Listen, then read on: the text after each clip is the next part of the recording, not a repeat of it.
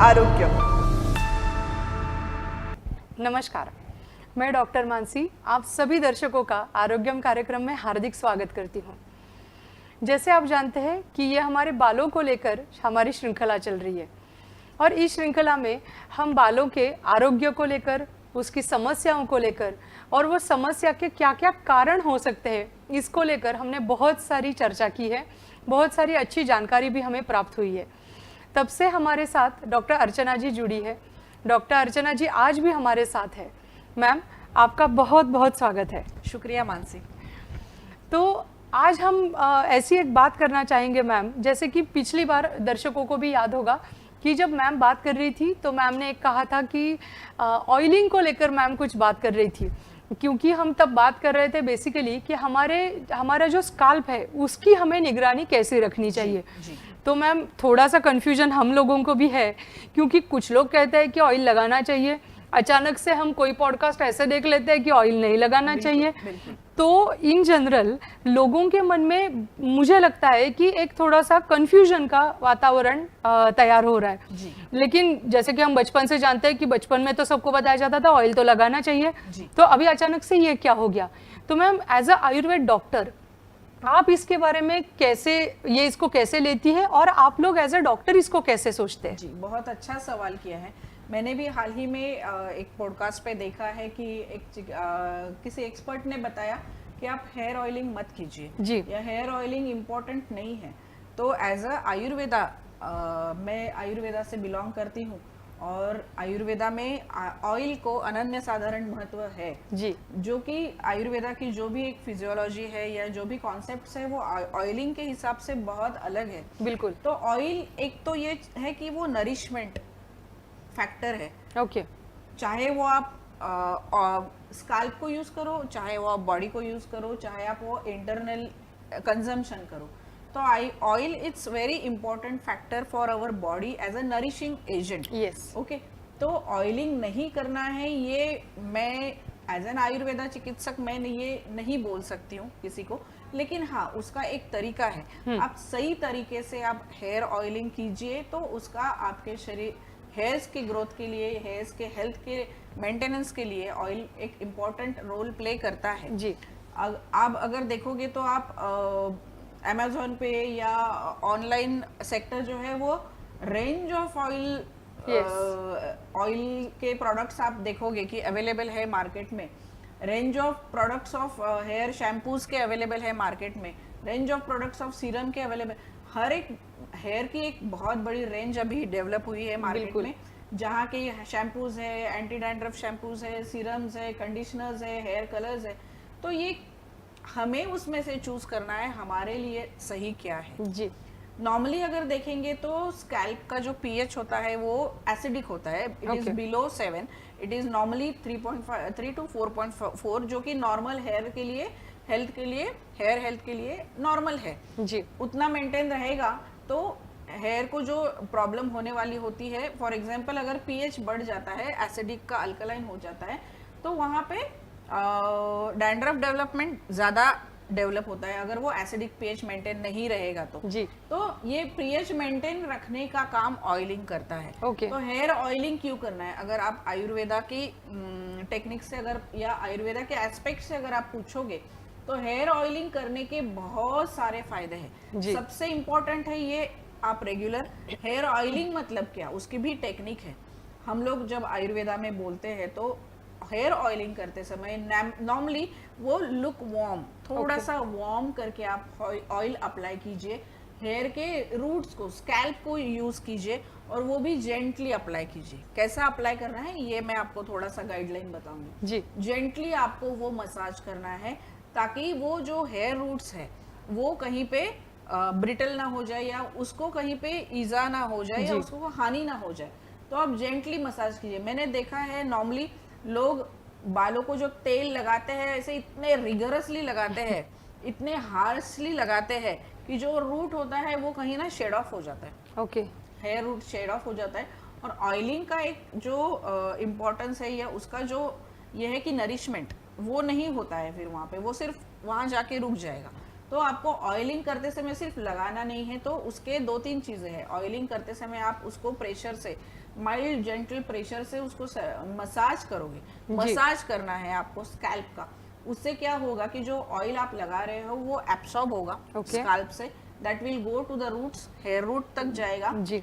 फिर स्कैल्प को blood circulation बढ़ाएगा। नर्वस सिस्टम एक्टिवेट करने के लिए ये हेड मसाज इंपॉर्टेंट होती है, हेयर ऑयलिंग हेल्प करता है। ब्लड सर्कुलेशन के साथ साथ अगर नर्वस सिस्टम एक्टिवेशन का या स्टिम्युलेशन का अगर हेल्प करेगी तो कहीं ना कहीं स्ट्रेस एक जो फैक्टर है जो कि हेयर फॉल के लिए बहुत कारणीभूत है या हेयर प्रॉब्लम्स के लिए बहुत कारणीभूत है, कहीं ना कहीं ये डिस्ट्रेसिंग रिजुविनेशन का काम करता है। हेयर ऑयलिंग स्कैल्प का रिजुविनेशन वेलबींग ठीक करने के लिए हेयर ऑयल काम करता है। तो नॉर्मली मैं आयुर्वेदा में तो दिनचर्या में बताया है कि आप रोज लगाओ, लेकिन अगर हम 21st सेंचुरी की बात कर रहे हैं तो इट इज नॉट पॉसिबल, और वो एडवाइजेबल भी नहीं है कि आप रोज लगाओ, क्योंकि हमें बाहर जाना है, we are getting expose to the pollution. तो डेली नहीं लगाना है, लेकिन हफ्ते में 7 दिन में अगर आपकी स्कैल्प ज्यादा ऑयली नहीं है या स्किन जैसे होती है टेक्सचर, वैसे ही स्कैल्प का टेक्सचर होता है, ऑयली है हेयर्स या ड्राई है हेयर्स, अगर आपका ड्राई है तो वो ड्राइनेस भी ना हो, इसके लिए आप हफ्ते में 2 बार, I will recommend general for the general normal being, हफ्ते में 2 बार head massage with the warm look warm oil. वो भी आजकल हम लोग तो रिकमेंड करते हैं कि मेडिकेटेड जो हर्ब्स है उससे बने हुए ऑयल्स हम लोगों को बोलते हैं कि ये रिकमेंड कीजिए, क्योंकि ये रिजुविनेशन तो करता ही है, साथ साथ नर्वस सिस्टम एक्टिवेशन के लिए हेल्प करता है, फिर ब्लड सर्कुलेशन बढ़ाने के लिए हेल्प करता है, जो डेड स्किन है स्कैल्प की वो निकालने के लिए हेल्प करता है, और हेयर को स्ट्रेंथनिंग देने के लिए जो शाफ्ट होती है, एक्सपोजर पार्ट कौन सा है हेयर का, शाफ्ट है, जो कि आपको पोल्यूशन को एक्सपोज हो रहा है, तो कहीं ना कहीं ये एक्सपोजर को अवॉइड करने के लिए या ये एक्सपोजर से जो हानि हुई है हेयर की वो कम करने के लिए, हेयर शाफ्ट की हेल्थ ठीक करने के लिए या स्ट्रेंथनिंग करने के लिए हेयर ऑयल काम करता है। तो hair oil as an Ayurveda चिकित्सक आई विल स्ट्रांगली रिकमेंड कि आप हेयर ऑयल कीजिए, लेकिन हाँ ये है कि आप जब हेयर ऑयल कर रहे हो तो हफ्ते में 2 बार कीजिए। रात को सोते समय आप हेयर ऑयलिंग कीजिए, सुबह दूसरे दिन सुबह आप warm look warm gentle warm water से आप हेड वॉश कीजिए, तो जो भी आपका ऑयल है वो निकल जाएगा, और आप जब बाहर जा रहे हो तो वो एक्सपोजर पोल्यूशन के लिए जो ऑयलिंग अगर रहेगा तो उसको पोल्यूटेंट ज्यादा चिटक जाएंगे, तो आप हेड वॉश करके आप बाहर जाइए। तो हफ्ते में अगर 2 बार भी आप रेगुलरली हेयर ऑयल करेंगे तो हेल्थ के लिए, हेयर हेल्थ के लिए वो काफी फायदेमंद होगा, और डिस्ट्रेसिंग एक स्ट्रेस फैक्टर रिलीव करने के लिए भी ये रेजुविनेशन का काम करेगा। तो hair oil I will recommend strongly that आप हफ्ते में 2 बार हेयर ऑयलिंग जरूर कीजिए, जो कि आपके early greying of the hair वो कम करने के लिए हेल्प करेगा, आपका हेयर फॉल है वो कम करने के लिए हेल्प करेगा। दूसरी बहुत सी इंपॉर्टेंट चीज आजकल हम देखते हैं हेयर ड्राई होते हैं, जी ड्राई हेयर की बहुत, या फ्रीजीनेस, मतलब अगर आप कोम भी करोगे तो टूट जाता है बीच में, या फिर एंड जो होते हैं उसको स्प्लिट एंड्स आते हैं, तो ये सब होता है because of exposure to the heat और exposure to the sun rays, strong sun raise.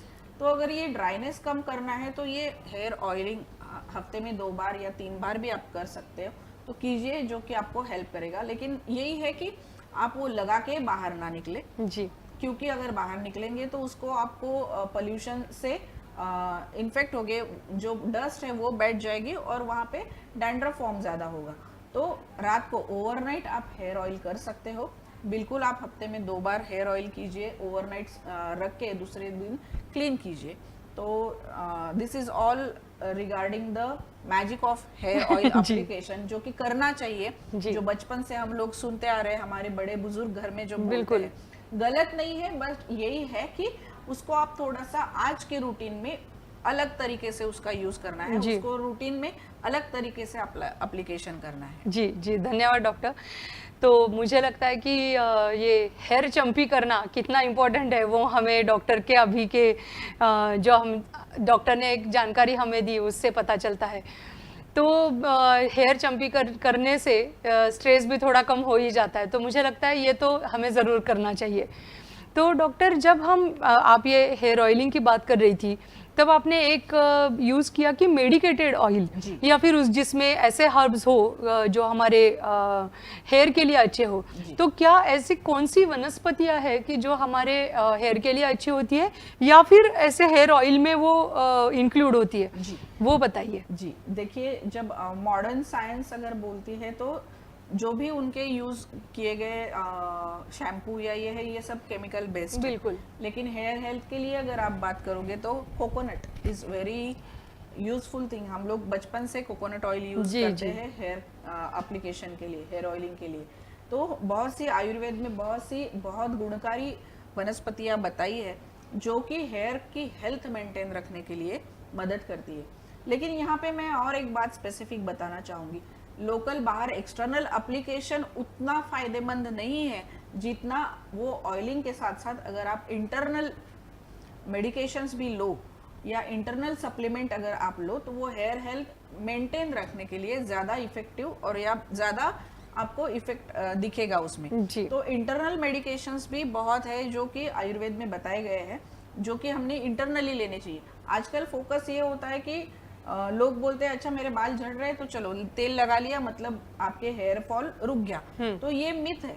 आप एक्सटर्नली कितना भी हेयर ऑयलिंग करोगे, लेकिन अगर हेयर फॉल क्यों हो रहा है वो कारण अगर आप नहीं देखोगे, वो कारण की आप चिकित्सा नहीं करोगे, करेक्शन नहीं करोगे, आप बाहर से कितना भी एक्सटर्नली हेयर ऑयल लगा लो, वो आपको फायदा देने वाला नहीं है या आपको उतना अच्छा रिजल्ट नहीं मिलने वाला है। तो जब पेशेंट आपके पास बालों की समस्या लेके आता है तो सबसे पहले हमें ये देखना है कि उसका कॉज क्या है, किस चीज से उसका हेयर फॉल हो रहा है, या किस चीज से उसका ग्रेइंग ऑफ द हेयर है, या क्यों उसको डैंड्रफ हो रहा है। वो अगर एक बार आपको कारण मिल गया तो वो कारण की पहले चिकित्सा कीजिए, और फिर वो हेयर हेल्थ मेंटेन रखने के लिए आप internal medications plus local application of the medicated hair oil, ऐसा अगर आप रिकमेंड करोगे तो ये एक होल ट्रीटमेंट हेयर की जो समस्या है उसके लिए या बालों की समस्याओं के लिए एक परफेक्ट ट्रीटमेंट हम लोग पेशेंट को दे सकते हैं। तो आयुर्वेदा में अगर आप देखेंगे तो जैसे भृंगराज है